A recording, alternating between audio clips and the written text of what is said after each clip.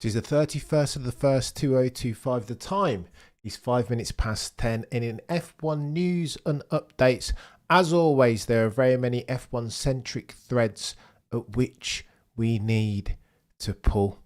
Got to talk about Arvid Lindblad. Reports saying that dude is almost a shoo-in for a seat at the head of the table, Red Bull Racing in 2026.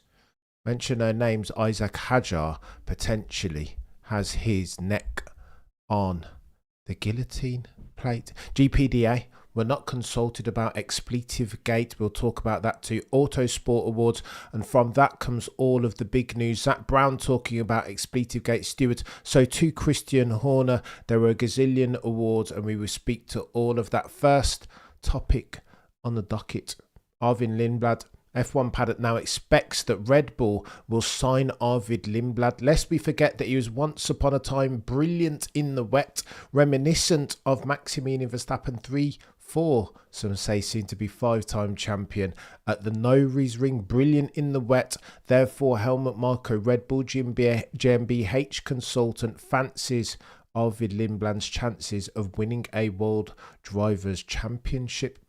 According to reports from Racing News 365, Red Bull are very keen to side Arvid.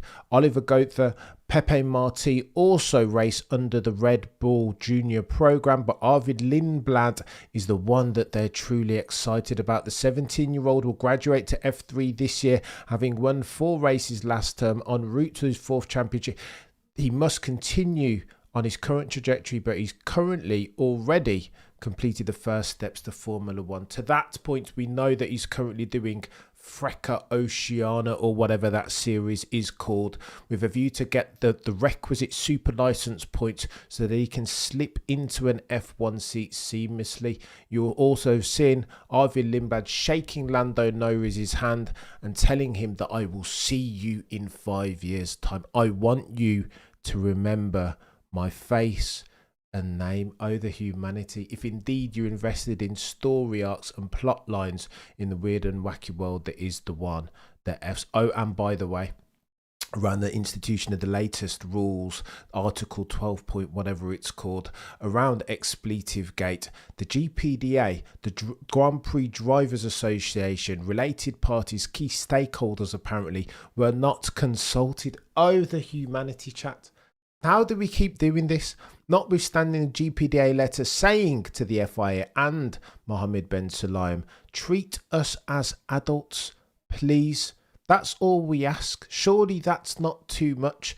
Now we find out the news post the Autosport Awards that the GPDA weren't even consulted. For the avoidance of doubt, what's at stake here is material, is it not? The punishments are as follows: €40,000 for a first offence, €80,000 for a second offence, plus 1 month suspension, potentially at the discretion of the stewards.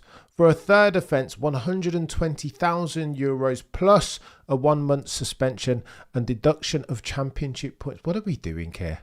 I mean, commensurate, any. Compassion for the conned, contempt for the like, what are we doing here? This makes no sense, genuinely. I can't compute it in real time. The fact that a driver dropping a cheeky F-bomb in an FIA driver's press conference could cost them the World Drivers' Championship surely doesn't make sense. There is an imbalance in this seesaw as far as the punishment and the crime, in my humble opinion. Oh, and by the way, Autosport Awards last night, one of the biggest award ceremonies nights in motorsport, and the following awards were handed out, and we can debate the merits of them between now and the time when the cows come home. F1 Las Vegas picks up the award for Promoter of the Year. Yeah, Stefano Domenicali, any. F1 Favorship, any, or favoritism even. Andrea Stella named Autosport's Person of the Year. Okay, that kind of makes sense. McLaren MCL38 wins International Competition Car of the Year. Fair play. Nobody has seen improvement like that in all of F1, at least not in all of my years. Worthy of merit, potentially. Lando Norris named Autosport's British Competition Driver of the Year. Verstappen retains Autosport's International Racing Driver of the Year, British bias, any. Verstappen's 2024 Brazil Drive wins Autosport Moment of the Year award. All fair. True and fair for the most part, eh? But that's not the biggest news coming out of last night's Autosport Awards ceremony.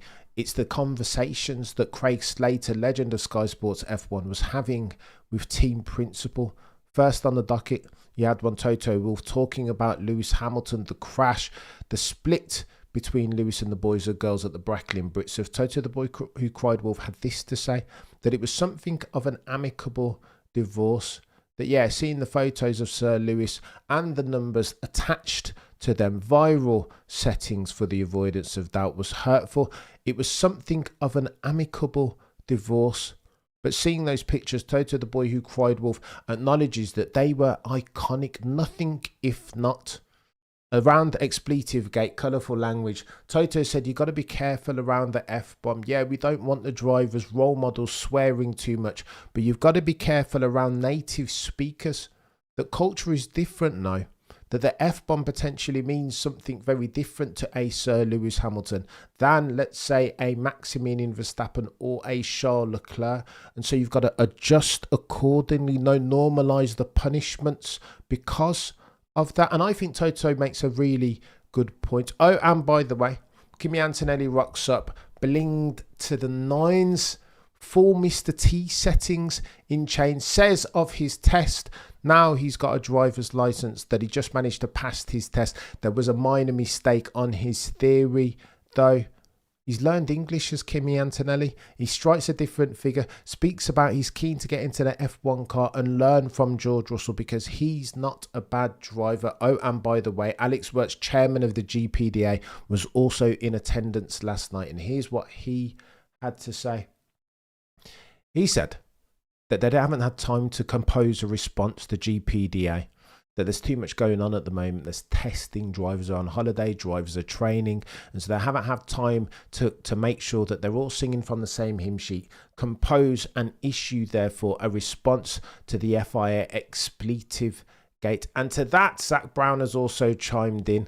He said, we're $1 billion sport and we don't need to hear our role models therefore swearing. So too, speaking of Johnny Herbert leaving the FIA as a steward, he said that we need to put money into it. Stewarding is not easy. I quote, I think you need to have full-time stewards and they need to get paid. I also think we need to look at the rule book. I think it's a bit too prescriptive. And if you get some stewards in full-time, give them a little bit more leniency. They know what's right and what's wrong. Fair play, Zach Brown, but I've got to disagree with you, mate. If you think that it's the responsibility of the teams and the drivers to fund full-time stewards, mate, you've got another thing coming. That's surely way off the mark. Why can't the FIA fund it? Surely the F1 pays the FIA 40 million for the privilege for owning and holding the red pen around all things safeguarding and regulatory. But maybe it's too much. And finally, last topic on the docket. Toto says if Kimi was blinged out, he was trying to play. Oh, he talked about Lewis. Said it's a bit weird seeing a British driver go over to an Italian team. Makes me think that Kimi Antonelli harbours ambitions one day of driving for the red team with a yellow badge and the black prancing horse atop. But I digress. Christian Horner, finally. He was asked. Craig Slater's wording on this question was very, very tricky. Here's what Craig Slater said. We hear that Johnny Herbert has been relinquished of his duties, no longer an FIA steward. And there's a lot of talk in the paddock, Craig Slater said, in the positioning of his question to team principal Christian Horner.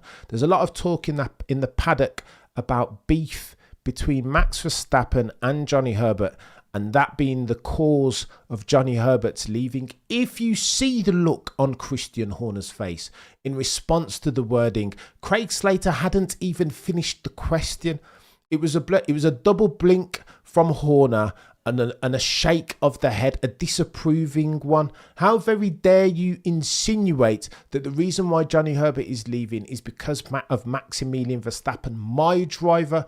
Christian Horner looked like a man who was dealing with very many things in the background. I will be honest. Maybe this is me doing causation apophony potentially. But Christian Horner looked like he did not need that question. If I understand it correctly, Craig Slater uses Christian Horner as a source. Not that they're mates necessarily outside of F1, but they have a mutual working relationship as I understand it, seeing their dynamics on camera. Christian Horner, though, was not pleased at the way that Craig Slater had worded that question. You could see him in real time recoil from it. One of these, I'm not a bad body language expert, but this length of double blink says something. Christian Horner would rather have not had to answer that question, not termed in that way, to which Christian Horner responded, and I quote, "Firstly, this has nothing to do with Max Verstappen, but it's absolutely the right decision. You cannot have stewards working in the media." And he continues, citing as an analogy, you wouldn't have Premier League refs in the media. It's a conflict of interest, isn't it? And I think Horner makes the right point that I think ultimately it's a good decision. Johnny Herbert can't be in the press and media, earning money, lacing his coffers because of things that he's talking about relating to drivers that he's going to go and steward on a Sunday. This makes no sense. I think it was an easy decision. FIA don't make too many good ones, but I think getting rid of the attachment, the working relationship between them and Johnny Herbert was one of them. Although I don't think that was the key. That wasn't the headline. The headline for me was Horner's reaction to the question. One of these, recoiling for it in real time. I think, chat, Miss RS, honestly, Miss RS, I think there's something going on here, and that Christian Horner, whether it's Aston Martin, 1 billion contracts, et al., that Christian Horner is fighting a very many fires relating to Maximilian Verstappen, Team Verstappen, Jos Verstappen, Raymond Vermeulen, et al. So to Austria, Oliver Mintzlaff, Taya Vija family in the background by dint of the extent of his reaction to the question as positioned by Sky Sports F1's Craig Slater. Oh, the humanity.